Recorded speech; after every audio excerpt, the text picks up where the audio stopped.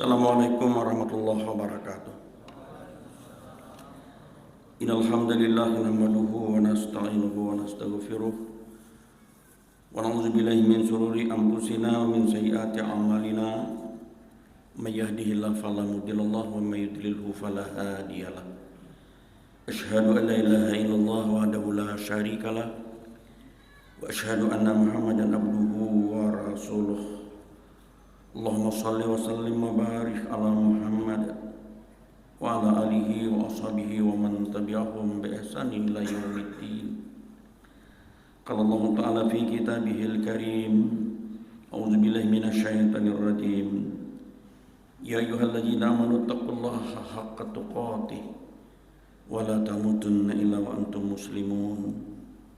Ya ayyuhan nasu taqu rabbakumul ladzi khalaqakum min nafsin wahidah wa khalaqa minha zawjaha wa batha minhuma rijalan katsiran wa nisaa'a wattaqullaha alladzi tasaaluna bihi wal arham innallaha kana 'alaikum raqiba. Ya ayyuhalladzina amanu taqullaha wa qulu qawlan sadida yuslih lakum a'malakum wa yaghfir lakum dzunubakum wa may yuti'illah wa rasulahu faqad faza fawzan 'azima. Ma ba'd. Bapak-bapak, ibu-ibu, saudara-saudara jamaah salat maghrib menjelang salat isya Masjid Al-Furqan rahimakumullah. Syukur alhamdulillah hingga sampai detik ini, saat ini kita tetap diberikan Allah kesehatan, kekuatan lahir dan batin.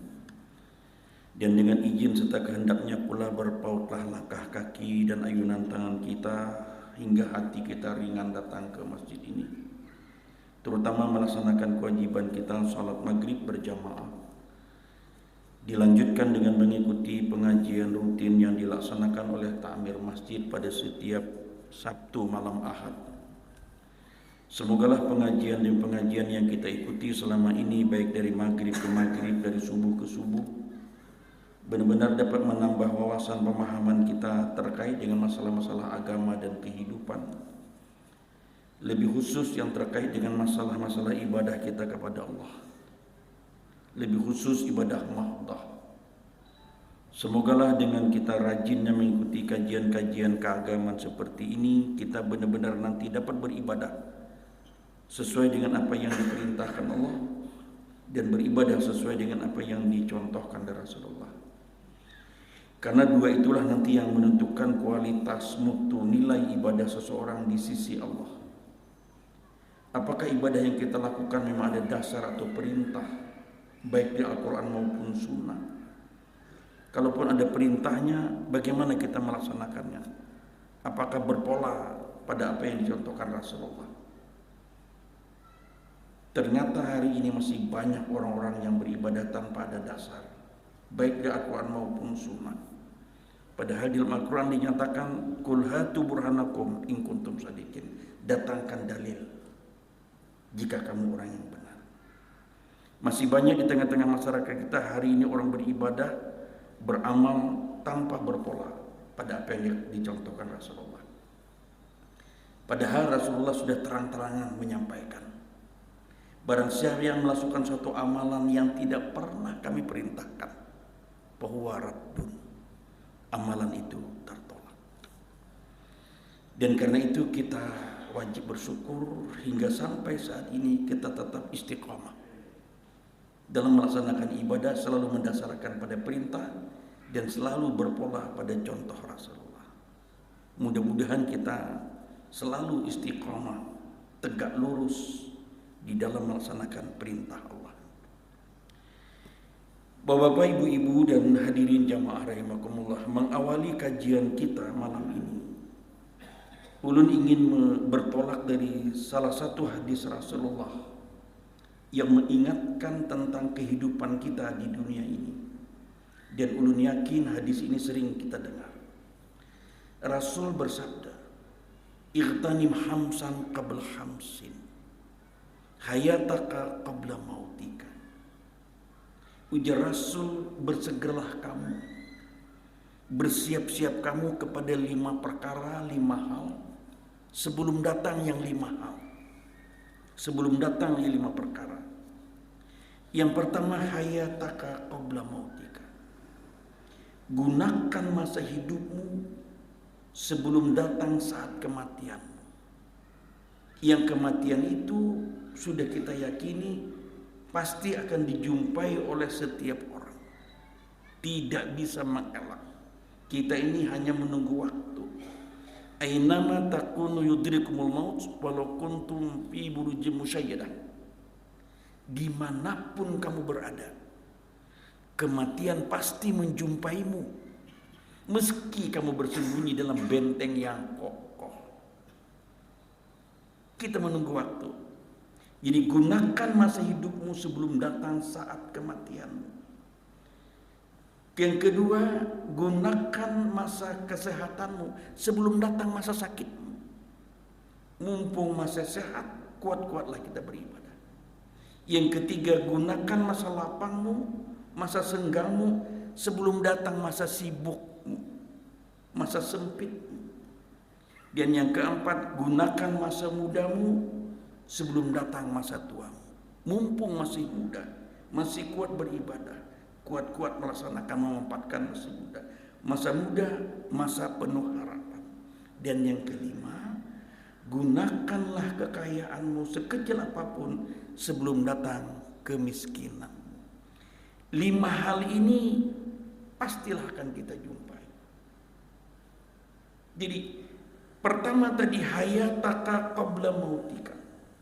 Gunakan masa hidupmu sebelum datang masa kematian. Di dalam rentang hidup kita ini, pada dasarnya setiap hari kita melakukan 3 hal. Dan 3 hal ini tergantung kita menyikapinya.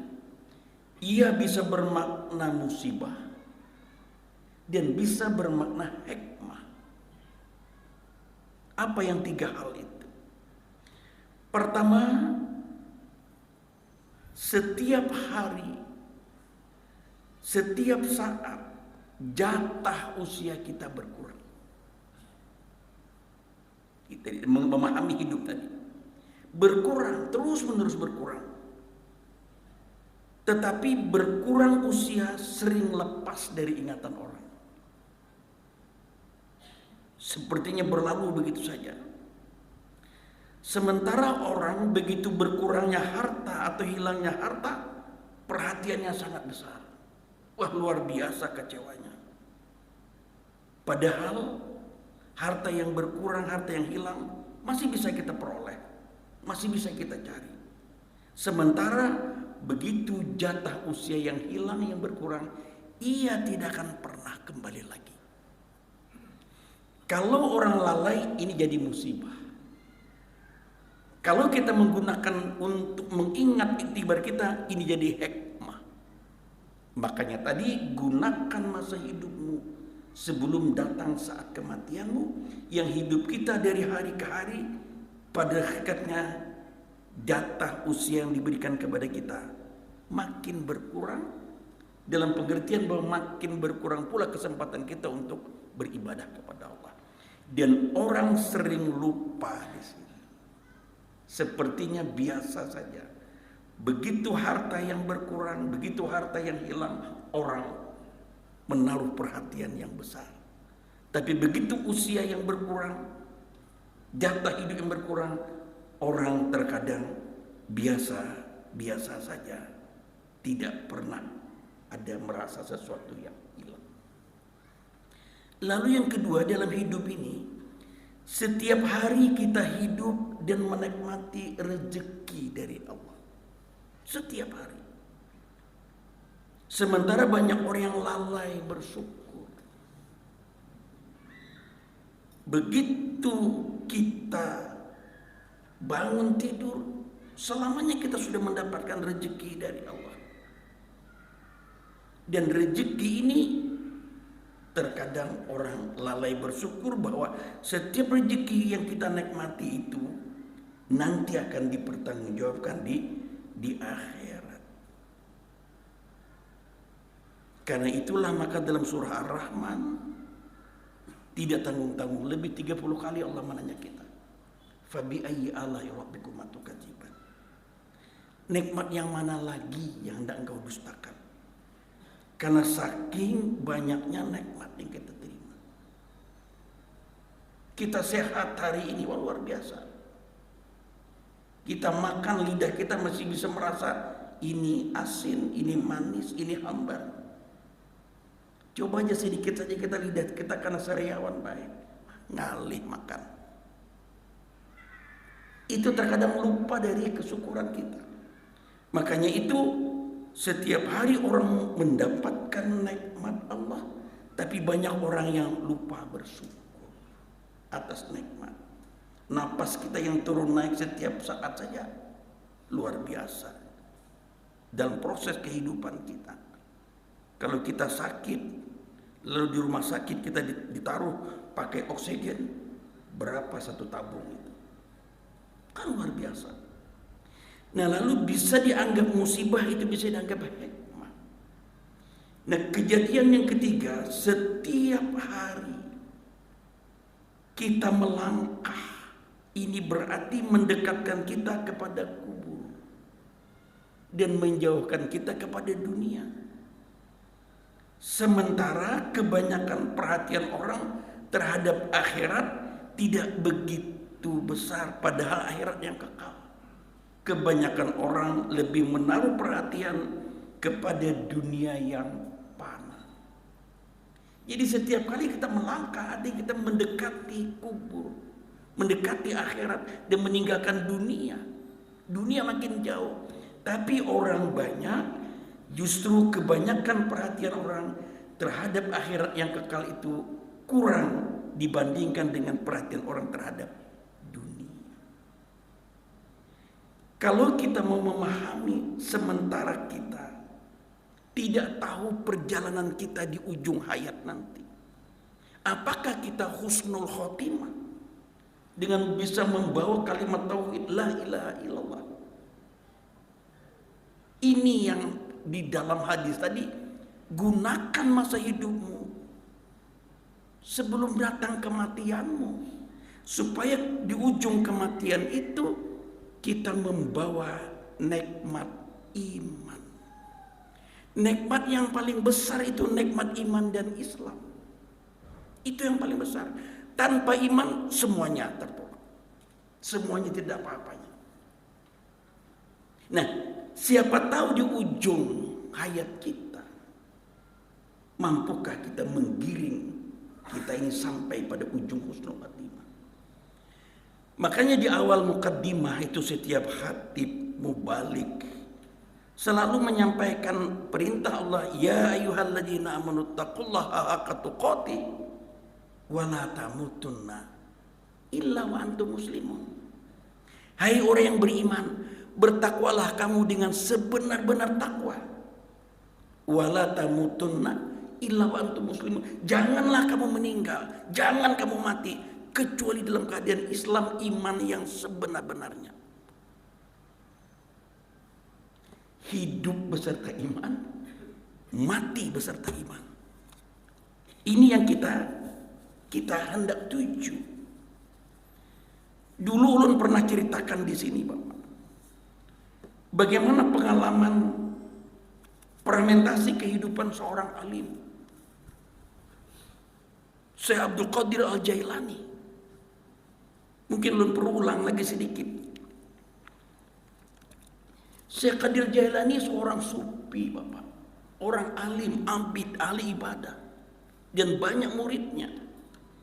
Manakib-manakibnya sering dibacakan orang karena kealiman, karena keramahannya. Dia dianggap sebagai wali. Suatu hari Syekh Abdul Qadir Jailani beserta muridnya berjalan. Di tengah jalan ia berpapasan, ia bertemu dengan seorang pemabuk berat. Tapi kala itu dia tidak mabuk, dia kenal dengan Syekh Abdul Qadir Al-Jailani, orang yang alim, orang yang taat. Karena ia tahu ini Syekh Qadir Al-Jailani, ia mengajukan 3 pertanyaan. Ini terkait dengan iman tadi. 3 pertanyaan diajukan kepada Syekh Qadir Jailani. Apa katanya? Wahai Tuan Syekh Abdul Qadir Al-Jailani,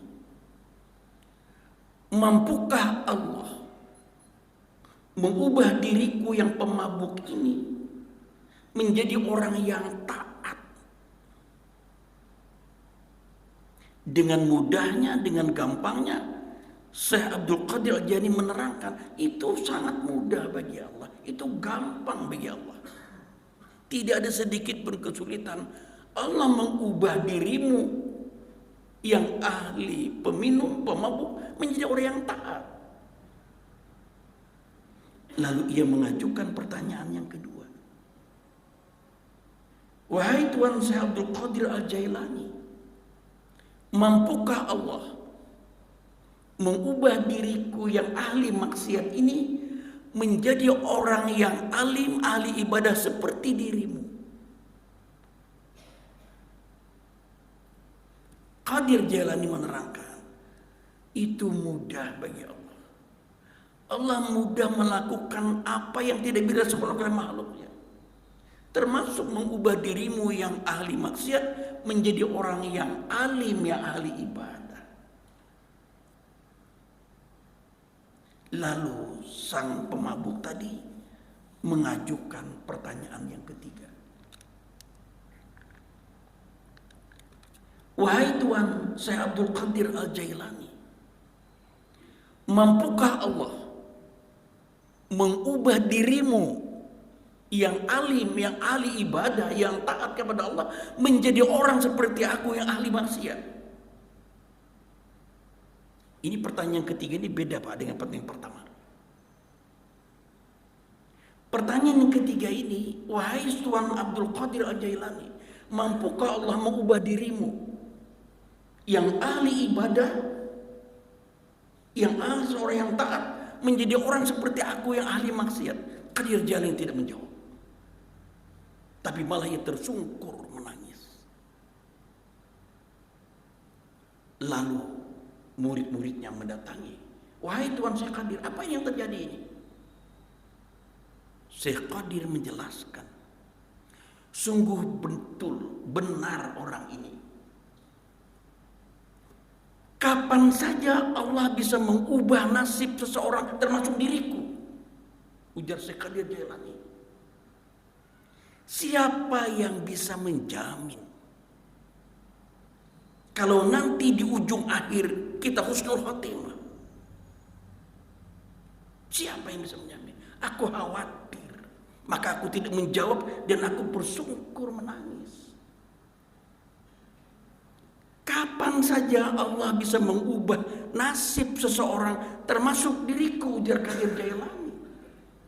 Siapa yang bisa menjamin nanti di ujung hayat kita husnul khotimah? Di sini peran hidayah Allah. Hidayah itu adalah kemuliaan yang didapat oleh seseorang sebagai jalan menuju surganya Allah. Itu hidayah. Dan hidayah yang paling besar kita miliki adalah hidayah iman dan Islam. Maka ayat pertama tadi menyatakan, wala tamutunna illa wa antum muslimun. Jangan kamu mati kecuali kamu dalam keadaan Islam dan iman yang sempurna. Di ujungnya ini kita harus membawa kalimat la ilaha illallah, dakhalal jannah. Di sini yang bayangkan Bapak, orang sealim, seabid seperti Syekh Abdul Qadir Jailani masih khawatir dalam perjalanan hidup ini di ujung. Apalagi kita yang awam ini. Oleh karena itu harus dimanfaatkan hidup yang diberikan Allah. Irtanim hamsan qabla hamsin. Gunakan masa hidupmu sebelum datang kematian. Disinilah peran hidayah iman. Dan kita harus mengawal hidayah iman ini sampai ke ujung hidup kita. Bapak, ulun ada pengalaman. Dan pengalaman ini real terjadi. Saya punya kawan dosen. Tapi bukan dosen di UIN Antasari. Dosen di Lambung Mangkurat. Perempuan Bapak. Dia ramah. Kami bergaul bersahabat baik sebagai profesi dosen. meskipun ia beragama non-muslim, dia beragama Kristen. Tapi dalam hubungan pergaulan sesama manusia, kami hubungannya baik. Dia beragama Kristen, ternyata suaminya dahulu beragama Islam. Karena dia mencintai istrinya ini, dia pindah agama, masuk kepada agama istrinya yang Kristen. Berarti ini sudah kehilangan hidayah. Ini orang Islam nih. Kan banyak itu terjadi karena cintanya, karena apanya, terpaksa mengikuti istrinya, rela mengorbankan akidah agama, masuk agama Kristen. Berarti hidayah sudah hilang ini sebetulnya. Hiduplah dia dalam berkeluarga, beranak, dan dia termasuk orang yang taat karena mengikuti pengabdian terus dia di gereja. Sampai ujung-ujungnya sang suami lebih dulu meninggal. Dia meninggal dalam keadaan kufur karena masih beragama Kristen. Di ujung-ujungnya istrinya tadi mendapat hidayah masuk agama Islam. Di saat suaminya sudah meninggal. Sampai istrinya tadi meninggal dalam keadaan muslimah. Coba Bapak bayangkan, andai kata suaminya itu masih hidup, hidayah yang diberikan kepada istrinya mungkin diajaknya suaminya, tapi suaminya lebih dulu meninggal. Sementara dalam kehidupan ujung hidupnya dia masuk Islam sampai ia meninggal. Jadi sama-sama membawa agama baru, tapi yang satu kehilangan hidayah, yang satu mendapat hidayah. Ini Bapak, di dalam ayat tadi, wala tamutunna illa wa antum muslimun. Jangan kamu meninggal kecuali kamu dalam keadaan iman, dalam keadaan Islam. Siapa tahu di ujungnya kita harus menggapai kalimat tauhid dan kita husnul khotimah. Jadi hidayah Allah itu kemuliaan yang diberikan Allah kepada seseorang dalam rangka mudah menjalankan ibadah. Ini kita hari ini Bapak. Bapak datang ke sini, ini hidayah Allah. Karena kita datang ke sini, kita untuk mendapatkan jalan menuju surganya Allah. Kita sholat. Tanpa ada hidayah Allah, tidak mungkin Bapak datang ke sini. Ini kita syukuri. Nah untuk itu maka di dalam kajian-kajian keagamaan, supaya hidayah yang paling besar iman tadi harus mengiringi kita, mendampingi kita sampai nanti di ujungnya, ada beberapa yang harus dipahami. Pertama, ciri orang yang mendapat hidayah ialah orang mudah dalam beribadah. Hati ini ringan, kada koler, kada berat. Nah bila kita itu dalam beribadah rasa mudah, nyaman, itu kita mendapatkan hidayah Allah. Ciri orang yang mendapat hidayah Allah ialah orang yang dengan mudah beribadah. Dia merasakan ibadah itu lezat, nikmat beribadah. Kada koler. Nah kada kayak bahari, kayak kami disuruh kuitan sembahyang subuh. Oh my mata nih right mata nih. Sampai diambil sidin baju prak dipapai kedinginan. Kita bangun Pak. Sembahyang juga Pak. Nah, tumbang buat sembahyang. Habis sembahyang salam, masuk pulang ke Kalambo, guring pulang. Wah ini kada dari Kalambo lah. Bahari nak kisah Kalambo tuh. Ini kan-kan kada ngerti Kalambo tuh. Masuk pulang ke dalam Kalambo, guring pulang. Nah itu berarti berat dia melaksanakan ibadah. Kada ringan.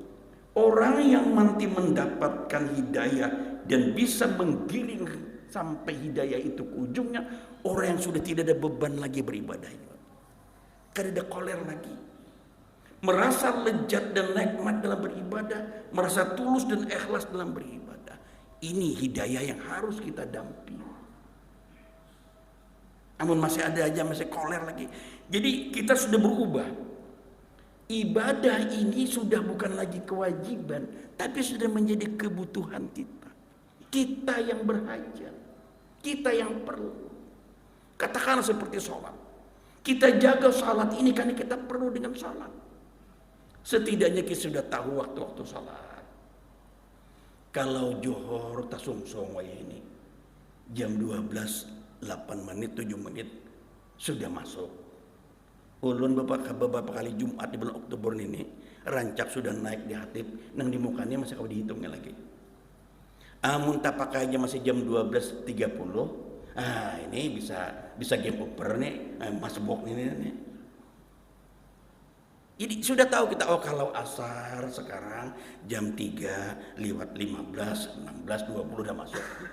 Kalau maghrib udah tahu kita ini sekitar jam 6 lewat berapa 20 menit atau adalah tahu sekitar itu. Hendak berjalanan, ini alang-alang tanggung nah. Amun langgar terus Jadi ingatlah kita yang memerlukan akan sholat. Kita yang berhajat, ringan hati kita dan ikhlas kita dalam beribadah. Wa ma umiru illa liya'budullaha mukhlishina lahuddin. Tidaklah kamu diperintahkan beribadah itu kecuali dengan tulus. Kada diperintahkan kita mentapak saja kada. Ini maksudnya.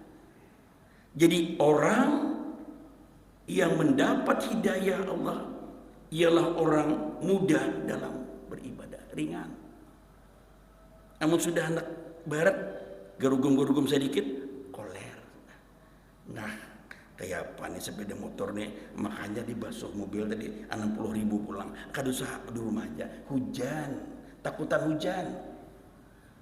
Makanya basuh motor tadi 60.000 kan 50.000 ini. Ini belum lagi. Masih dunia yang mempengaruhi. Lalu yang kedua Bapak, supaya hidayah ini tetap mendampingi iman kita tadi sampai ke ujungnya, orang harus istiqamah dalam beribadah. Istiqamahnya kepada apa? Kepada Al-Quran dan Sunnah. Karena Rasul sudah menyatakan, taraktu fikum amrain lan tadilu ma tamassaktum bihima. Kuwariskan dua perkara besar yang apabila kamu teguh berpegang kepada keduanya, lan tadillu, pastilah kamu tidak akan pernah tersesat di dalam jalan, yaitu Al-Quran dan Sunnah. Pegang itu Al-Quran dan Sunnah, sehingga itu yang menjaga kualitas ibadah kita. Makanya di awal tadi, ibadah maka dasarnya harus ada perintah, Quran atau Sunnah. Hari ini banyak orang beribadah tanpa ada dasar, tanpa ada perintah. Itu tidak istiqamah. Kemudian meningkatkan kualitas ibadah. Bukan hanya sekedar rutinitas, tapi ibadah kita dijaga kualitasnya. Itu istiqamah. Di dalam Al-Quran Allah nyatakan, wa may ya'tasim billah faqad hudiya ila shiratim mustaqim. Surah apa itu? Wa may ya'tasim billah faqad hudiya ila shiratim mustaqim. Apa ujar Allah?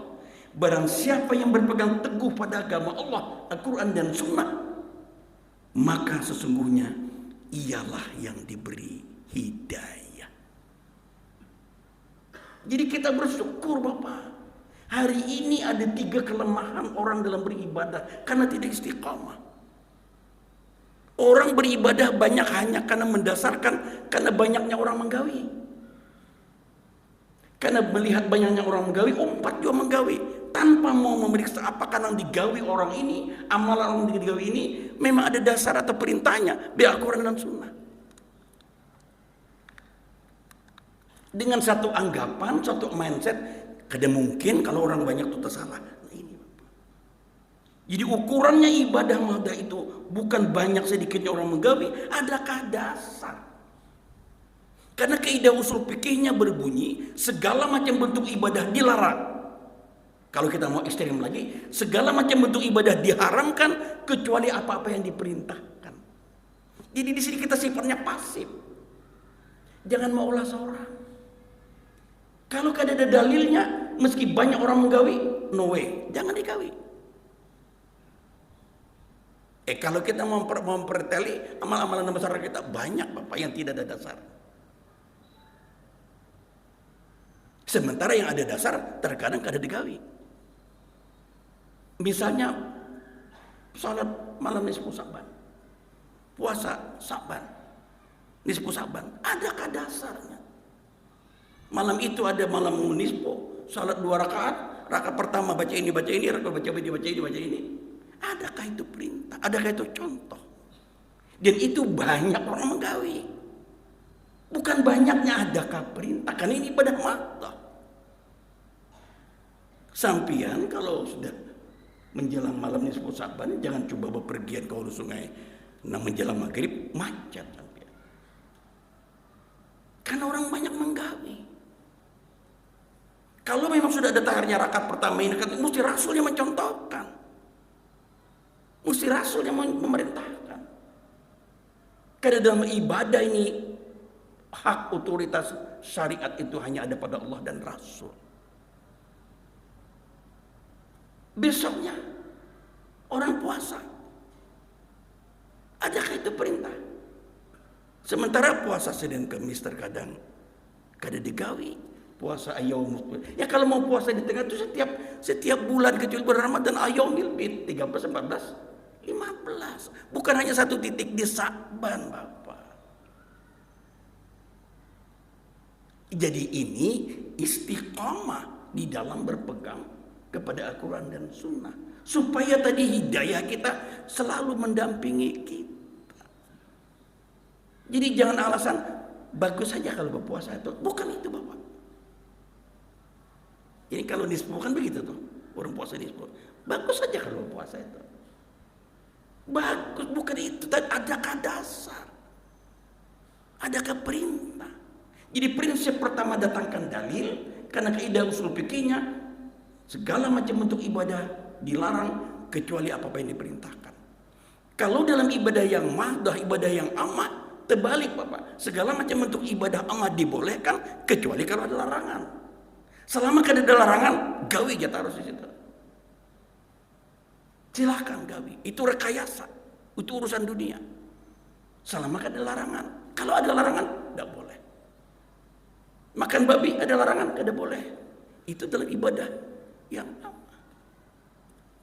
hampulur tiwadak, mandai tiwadak, wadi tarap, pakasam, kada ada larangan, makan di situ. Silakan, ada larangan. Jadi kita sifatnya pasif kalau sudah ibadah mata. Tadi Allah berfirman, wa may ya'tasim billah faqad hudiya ila siratal mustaqim. Barang siapa yang berpegang teguh pada agama Allah, Al-Quran dan Sunnah, maka sungguh ialah yang mendapat hidayah. Siratal mustaqim itu hidayah luar biasa, Pak. Jalan kita menuju surganya Allah. Lalu yang ketiga, di dalam kaitan hadis Rasul tadi, hayataka qabla mautika, gunakan masa hidupmu sebelum datang ke saat kematianmu. Maka yang ketiga adalah orang yang mendapat hidayah Allah itu orang yang selalu memperbaharui taubat dengan berbanyak melakukan istighfar. Jadi hidayah Allah itu hanya datang kepada orang-orang yang selalu memperbaharui tobat dengan memperbanyak istighfar kepada Allah. Rasulullah saja tidak tanggung-tanggung, dalam sehari paling kadang kan 100 kali ini beristighfar. Apalagi kita, Rasul yang sudah dijamin. Jadi beristighfar di sini artinya bertobatlah kita, meminta ampun, memohon ampun kepada Allah atas kehilapan yang selalu kita lakukan, baik sengaja tidak sengaja, yang kelihatan tidak kelihatan. Orang yang sering beristighfar berarti orang yang selalu memperbaharui taubat. Kalau kita melakukan suatu kesalahan, dosa besar, segera kita beristighfar, bertobat dengan taubatan nasuha. Tobat nasuha ini tobat yang sebenar-benarnya tobat. Karena di dalam Al-Quran Allah nyatakan, faqultu astaghfiru rabbakum. Hendaklah kamu memohonlah ampun kamu kepada Tuhanmu yang Ia Maha Pengampun lagi penerima taubat. Allah Maha Pengampun. Hanya saja harus kita perhatikan, taubatan nasuha itu baru bisa diterima kalau ia memenuhi 4 syarat. Pertama, kalau kita melakukan kesalahan, kita mengakui bahwa kita telah membuat dosa atau kesalahan. Mengaku dahulu. Mungkin mengaku ada mungkin.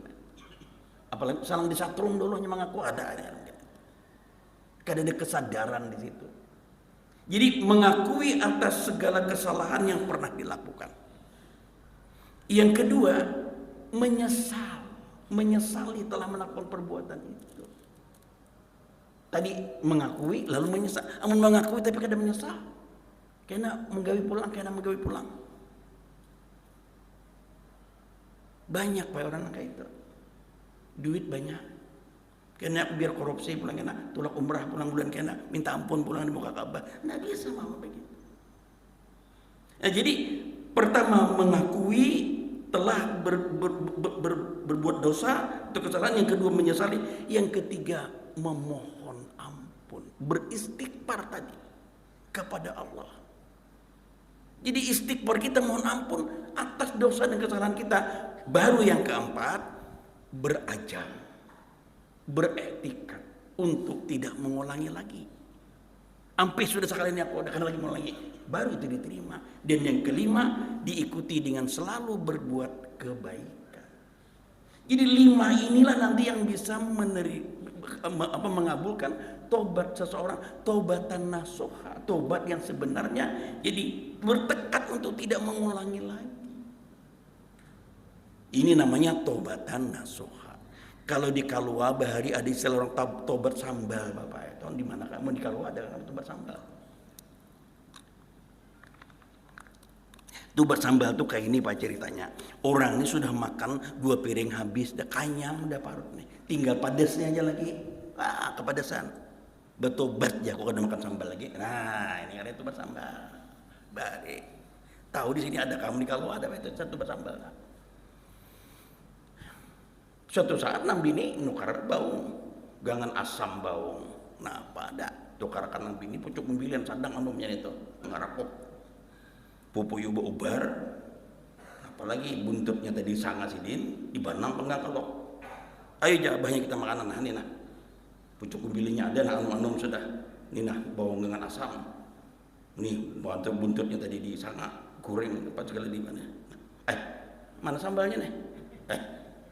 Maka aja kadang makan sambal lagi. Ada aku dan pemilik seorang Bapak mau coba sambal. Kan mana malitang pucuk membeli segala bawang tadi. Ini ngarannya tobat sambal. Tidak akan diterima dengan tobat seperti itu. Tobat itu tobatan nasuha. Jadi itulah tadi bahwa selalu memperbaharui tobat. Fakultus taghfiru rabbakum. Hendaklah memohon ampunlah kepada Allah yang ia maha pengampun lagi penerima tobat. Ini kita yang mendapatkan hidayah Allah, orang yang selalu beristighfar. Dan syukur alhamdulillah tuntunan agama kita istighfar bisa dilakukan di dalam salat, sesudah salat ada istighfar di situ, dan kita tambah lagi istighfar setiap saat. Yang mudah-mudahan jangan kurang dalam sehari itu kita 100 kali dalam beristighfar. Astagfirullah, astagfirullah. Kita memohon ampun. Dan yang keempat, orang yang nanti mendapatkan hidayah Allah itu ialah orang yang timbul empati dan simpatinya. Orang yang gemar berinfak dan bersedekah, mudah memberi, mudah kayak pamaras hati ini, pengasihan. Nah ini timbul empati simpati.